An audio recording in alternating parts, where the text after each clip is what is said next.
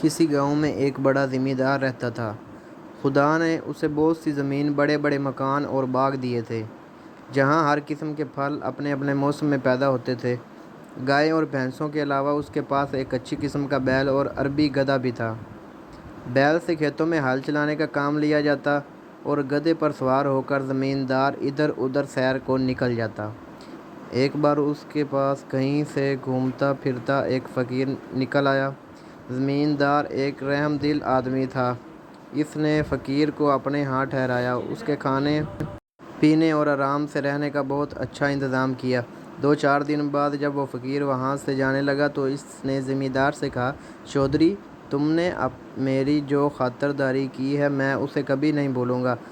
تم دیکھ رہے ہو کہ میں ایک فقیر ہوں، میرے پاس کوئی ایسی چیز نہیں جو تمہاری خدمت میں پیش کروں۔ ہاں، میں جانوروں اور حیوانوں کی بولیاں سمجھ سکتا ہوں۔